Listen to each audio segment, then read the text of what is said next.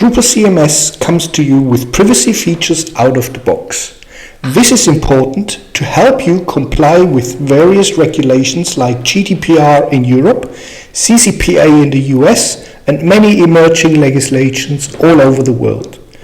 There is the consent management, which is enabled by default. And there is an optional part that helps you protecting your users' sensitive data and comply with their consumer rights to know about their stored data and that data to be removed on request. Now, let's be honest. Most people think about privacy on the web as cookie banners, annoyances, lawmakers from the EU, like for example on this site. A pop-up blocks the content, which is not much different from a paywall. Instead of cash, you pay with your personal data.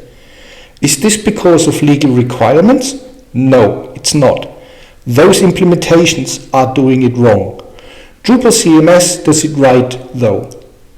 There is no banner, there is no pop-up, and still this site respects the user's privacy and the user is in control. There is a link to the user settings. The visitor can check their settings at any given time, save their preferences, and even change them later on. There are some required cookies like the user consent selection or session data when they log in. Other services are optional and disabled by default. Only when a visitor saves their preferences, allowed cookies will be stored in the browser and other services will be loaded. For now, we've only accepted the required services. Let's go to the site that embeds a video from YouTube.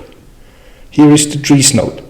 Up to this point, the user's privacy is respected and no data is sent to any external service. The user can decide to either accept the external content once or always. If we select always, the video loads and our preferences is being stored in our settings as well. You can see that here. YouTube is allowed. So Drupal CMS delivers this functionality by integrating Claro, an open source consent management platform. It's free to use under BSD3 license, allowing both commercial and non-commercial use with no mandatory fees. While Claro is particularly useful for GDPR compliance in Europe, it's adaptable to data protection laws in other regions. It supports 23 languages out of the box and allows custom translations, making it suitable for global audiences. You, as the site owner, find everything prepared when you are logged in. Here you find a second link in the footer right next to the privacy settings, the privacy policy. You need to edit and publish that page before going live with your website. The settings for consent management are detailed and well organized that you can adjust if you need to.